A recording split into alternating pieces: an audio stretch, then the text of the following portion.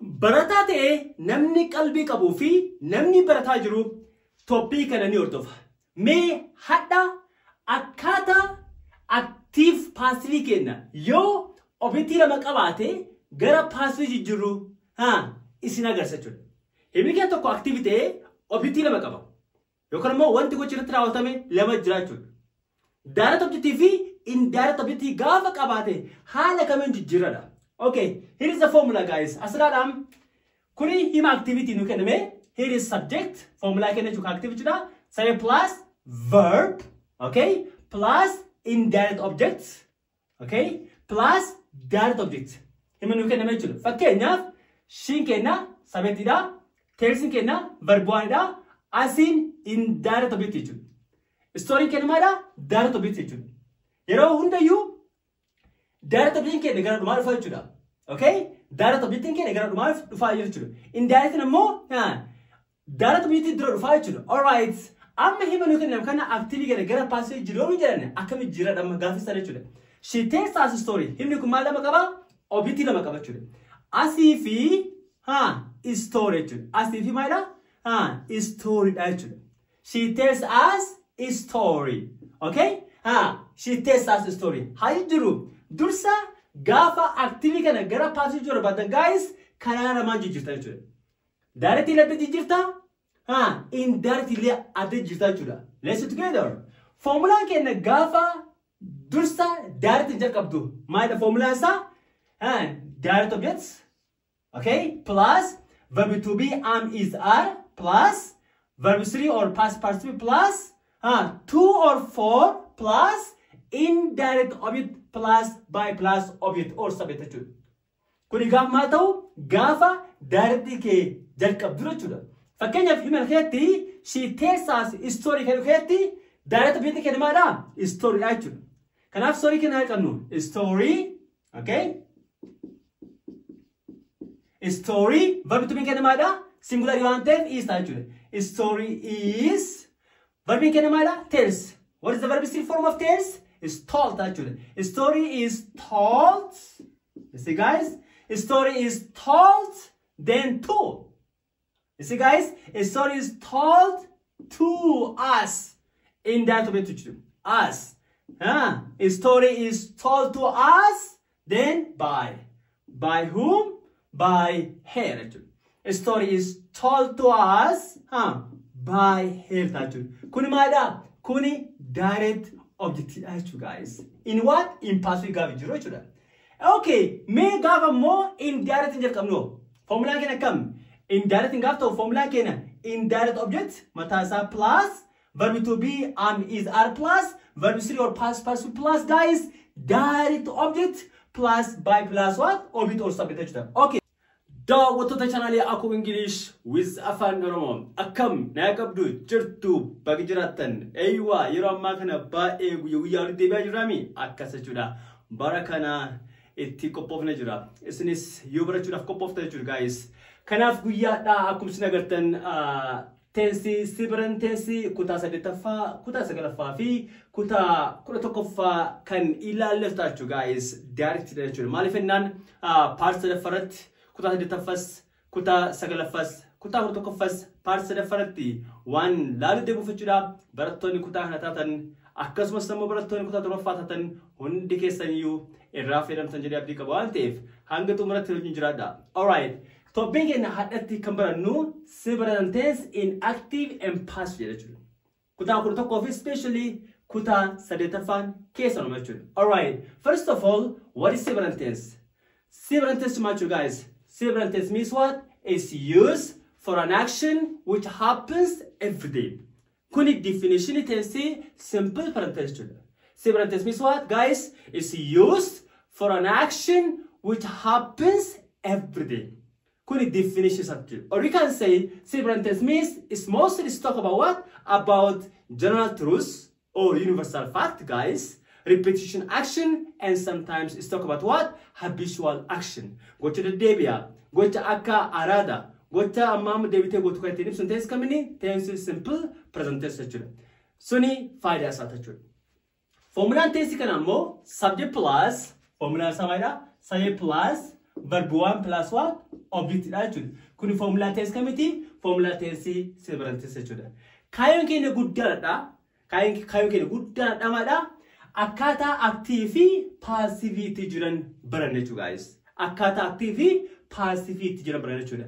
Waa'ee kana gadi fakkeenyaaf fuulduratti baranne jechuudha. Kana jechuun fakkeenyaaf waa'ee several tense highlight yoo sintime fakkeenyaaf yeroo baay'ee verbi nu hordofnu verbi s jechuudha. Kana jechuun abbaan gocha raawwatu Ramadi sadaffaa yoo ta'u taate, right? Ramadi sadaffaa yoo ta'u taate, verbi kana maal dabala? S dabala, es dabala, is dabala jechuudha guys. Is dabala jechuudha. Yoo abbaan gocha raawwata immoo akka I, we, you fi zete, sc, okay, es fi is hin dabalu jechuudha ማለት jechuudha. Kuni gabaabinaan waa'ee tensi severantes jechuudha. Verbi kana tensi dabala akkaataa verbi kanatti dhaabanne jechuudha. Es ni dabala, is ni dabala jechuudha. Akkaataa verbi kanatti murteessaa jechuudha. Kanaaf mee kanatti maan gara active fi gara passivetti haa deebinu. All right. May what is active and guys and what is passive guys? Active mali, passive mal. May definition halalu guys. What is active and what is passive means guys? All right. Active means guys is a dual of an action. What you can active is a dual of an action. Active means, you see guys, active means what? It is a dual of an action. Dual of what? An action. Nama go to you guys. Or you can say is someone who does an action. Or you can say someone who does an action. Nama go to you. Or you can say active means is agent too. You can say agent now. You can say someone who perform an action. Someone who perform what? An action. Nama go to okay? Or you can say what the subject does. Or you can say what the subject does in knowledge. Active means what? What the subject does. What subject is. Or you can say active means what? Someone who perform an action. Or you can say agent. Or you can say someone who does an action. In Greek is better more. Active means what? It's a dual of an action. It's a dual of what? An action. Kunimada hika active. Passive guys. Passive means what? It's what? Receiver of what? Receiver of an action. Receiver of an action. Or you can say what happened to the subject. What happened to the subject? To the subject. Okay, subject kenna akana ta'e yo ta'e garan wan fuf one subject ratrawata mismadama what happened to the subject na kana you kun maada passive nature. Passive nature. Okay, garaagarummaa active passive yoo kan hubannu taate mee gaafa active gara passive jiru wanti nu hubannu point jamni shantu jira jechuudha. Point jabu shantu jira jechuudha. Tokkoffaa point tokkoffaa maada yeroo hundayyuu tense kenna adda baafachuu gaafas. We have to identify we have to what? Identify our tenses. Tense kenna adda baafachuu gaafachuu. Okay? Tokkoffaan tense kenna adda baafachuu gaafachuu. Maaliif ennaan why active gara passive gaaf jiru wo kan mo why tense kana gaafa sunu yeroo baay'ee tense saddeet jira machuudha. Tense saddeetan kuni yeroo baay'ee tense simple present tense, present continuous tense, present perfect tense, simple past tense, past continuous tense, past perfect fi past perfect akkasumas mo simple future akkasumas mo future perfecting yeroo baay'ee active irraa gara passive ni jira machuudha. Active irraa gara passive ni jira machuudha. Kanaaf yeroo baay'ee active gara passive jiru duratti maal adda baafachuu qabna? Tense kin adda baafachuu qabna jechuudha. Tense kin adda baafachuu qabna jechuudha. Lammaffaan just we have to identify our objects. Lammaffaan maal adda baafachuu qabna? Object kenna jechuudha.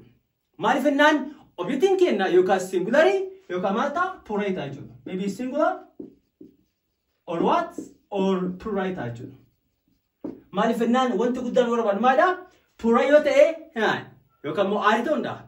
You see guys, you singularity more is the one and of objective in the bafchun, direct direct objective in a one tago chief travel at the bafchun, direct guys. Instead of fun moment at the bafchun, my guys, he make a matter about our verbs. Okay, our verbs must be what? Transit to transitive ta'uu qaba jechuudha. Transitive what? Verbii ta'uu qaba jechuudha. Transitive verb jechuun maal jechuudha? Subjective fi verbii fi objective qabaachuu qaba jechuudha walumaa galatti. Fakkeenyaaf example, you say acts. I play, you say guys, I play football. Jedhee himi kun maal qaba? Subjective ni qaba, verbii ni qaba, wanti gochatti raawwatames ni jira jechuudha. I play football. Ani maal taphadhe? Kubbaa taphadhe. Okay, kubbaa ni taphatame, ani taphatame jechuudha. Kuni maalidha? This is what receiver function jechuudha. Verbii kenna maal guys? This is our transitive verb jechuudha. Himna keetti playing kenna maalidha? Transitive verb jechuudha. Himni kenna maal qaba? Himni kenna direct object ni qaba jechuudha. Direct object kenna maalidha? Football dha jechuudha. Kanaaf himni kenna maal ta'uu qaba? Transitive verb ta'uu qaba jechuudha. Yoo intransitive ta'e yoo fakkeenyaaf I play football. I mean I play. Okay? Or you can say I play. Or you can say I go to school. Alright? I play jechuun yaa verbi object ni qaba jechuudha. I play maal ta'u? Hima guutuu miti jechuudha. Yoo akkas ta'e yoo guys, look. I go to school. Ani barumsa deemu. Sabeetiin qaba, verbiin qaba. Mee objectiin jira? Wanta gochi irratti raawwatamu jira? Hin jiru jechuudha. Kanaafuu verbiin kenna goon kenna maalidha? Intransitive verbiidha jechuudha. Intransitive verbiidha jechuudha. Kanaaf yeroo hundayyuu waa sadi ilaalee jira, waa shan beekuutti qabamee jira. Okay, inni afuraffaan maalidha? Wanti addaan baafatu kan afuraffaan maalidha? Our verbs must be what? Our verbs must be these three. Verbiin kenna yeroo hundayyuu gaafa active gara passive jiru maal ta'uu qaba? Verb 3 ta'uu qaba jechuudha. You see guys, verb 3 ta'uun dirqama jechuudha. Verb 3 adda dhaabata? No. Verb 3 plus what? Verb 3 plus verb 2 plus verb 3 ta'uu qaba jechuudha. Verb 2 plus verb 3 yeroo hundayyuu verb 2 biin kenna maal tensi simple present keetti am, is fi are plus what? Plus v jechuudha. So our sentence what? Our sentence cannot be expressed without verb to be. Our sentence what? Our sentence cannot be expressed what? Without verb to be. Verb to be kumada by every side.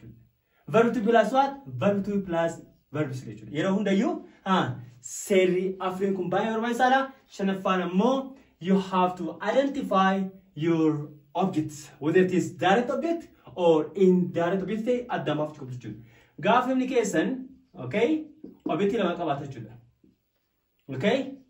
Indirect object, direct object, fi indirect object qaba jechuudha. Maybe yeroo tokko jechuudha.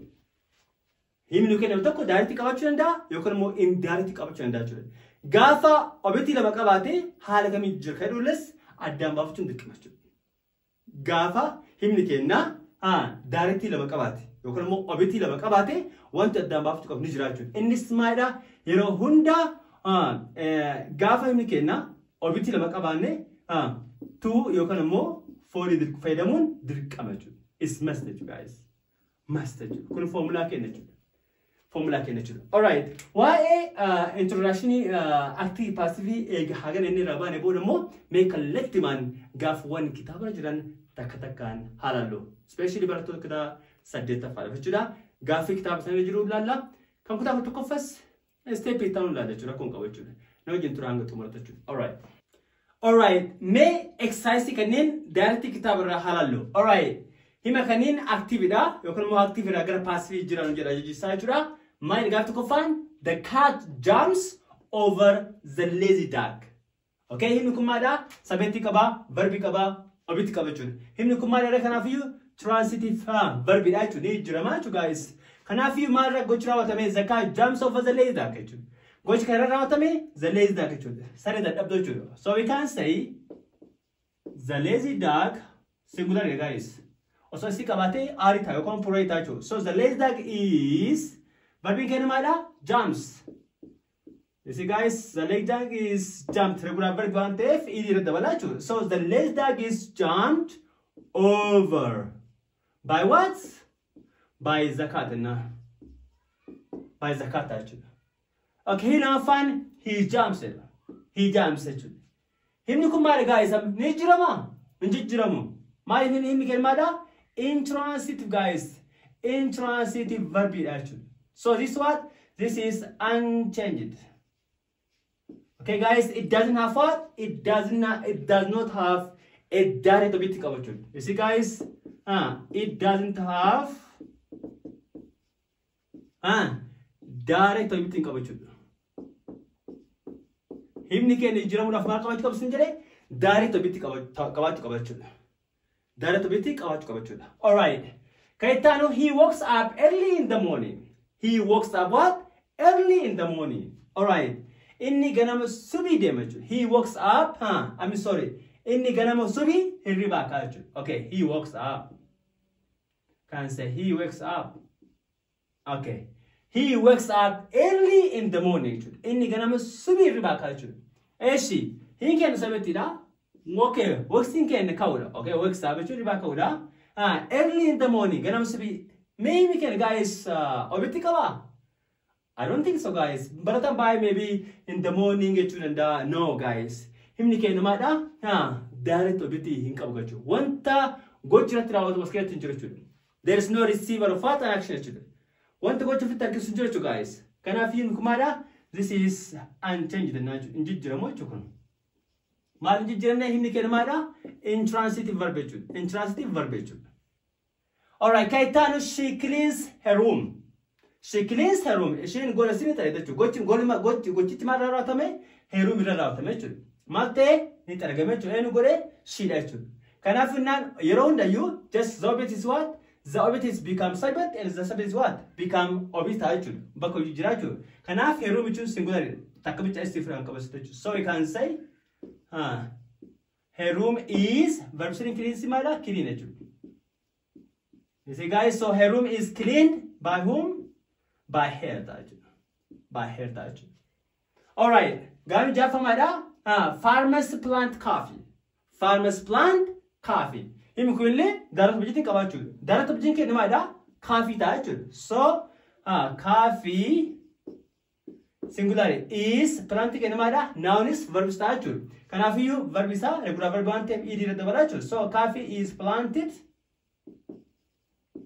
by whom? By farmers statue.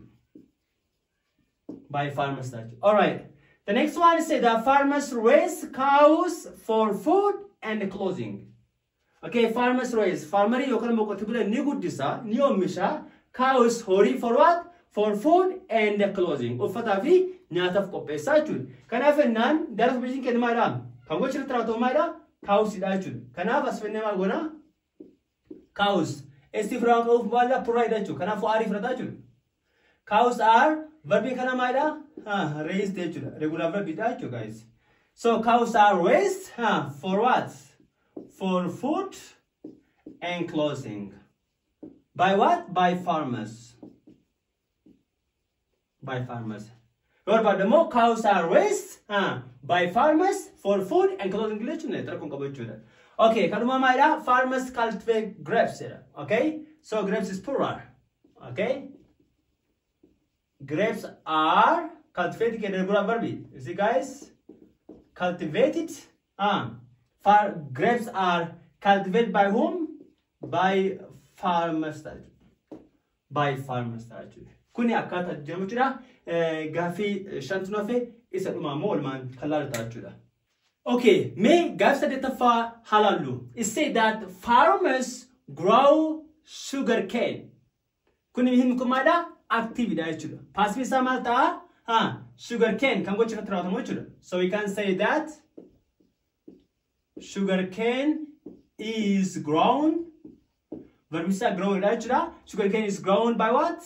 By farmers naturally. Okay, Kaitanu, the father feed the cows. Okay? The cows is what? Is direct with naturally. So the cows are none. The cows are Ariwako Purayantev Arifratachu. So the cows are Verbstream Fidimada fed and none. You see the cows are fed by what? By the farmers. By the farmers actually. Alright, Kaitanu, the farmer cuts the sheep wool. Okay, the farmer cut the sheep wool actually. Kotebulan, Huli Yokanamo, Goga Hola. Iramurachu, Kanachun, the sheep wool chun, Kambocha automation. So, the sheep wool, okay, gogaan yookaan immoo gisheen hoolaa eenyu murama the sheep wool is singular jechuudha. Okay, sheep jenne singular jechuudha. The sheep wool wool is cut. Verb sini kati makati majuda. You see guys, the sheep wool is cut by what?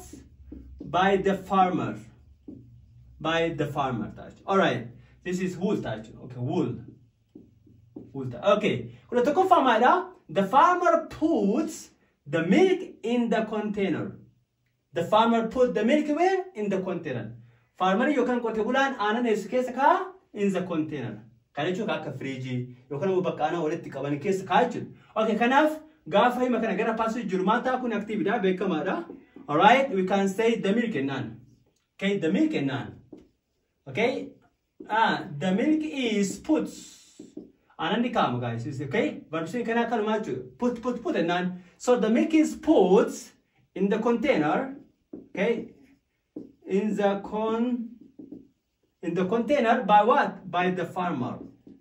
By farmer tacho. Or you can say the milk is put by the farmer where? In the container. In the container. Okay, kaitanu, farmers make butter. From where? From the cow's milk. Okay, farmers make butter. Kote bulan, dadani basmara. Ana nuri raichu. Kanaf gochi kanrata mara. Dadara tirauta mechu. So we can say, okay, butter is made. Verb siri make mara? Made tachu.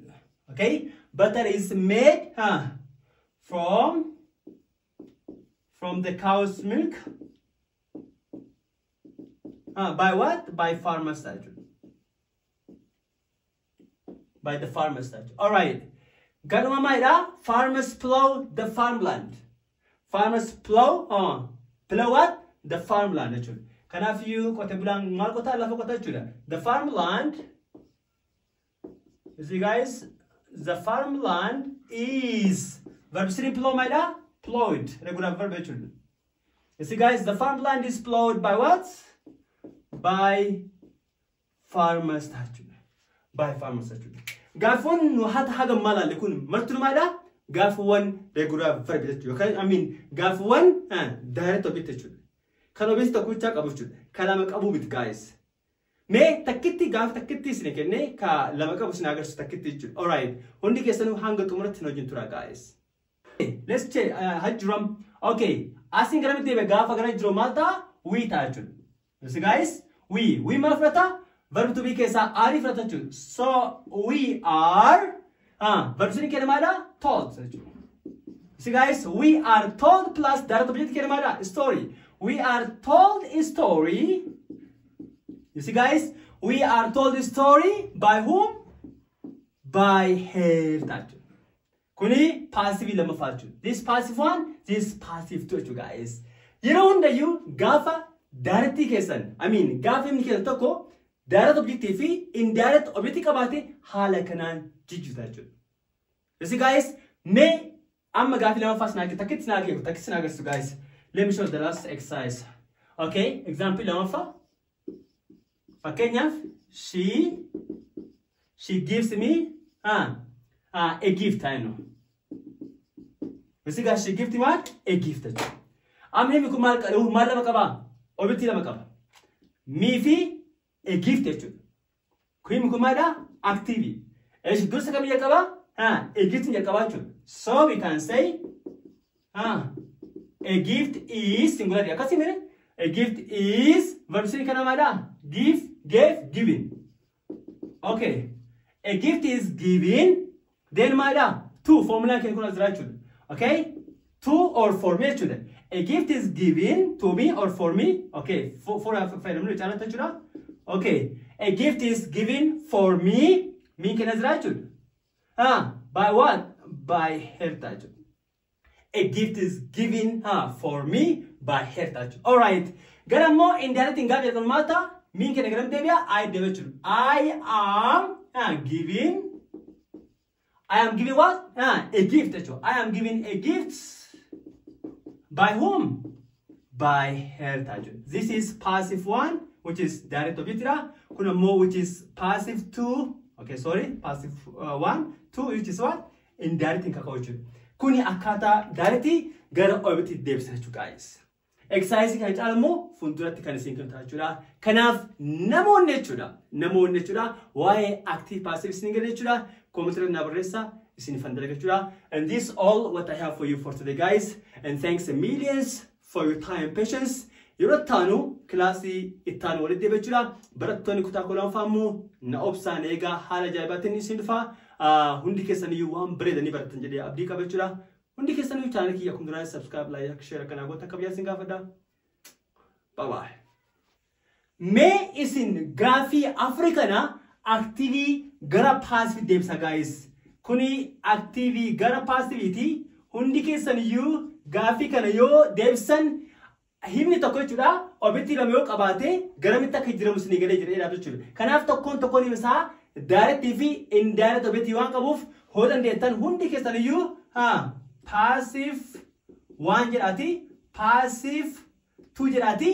Tokkoon gaafii afran kana jechuudha. Lama na deebisa. Directly adda baasa, indirectly adda baasa. Example kana wajjin ka wal fakkaatu yookaan immoo example kana laalatiti akkaataa kana dayneen kanas dalagaati hagamta akka qayyabattan laala jechuudha. Bye bye. Naa jiraadha.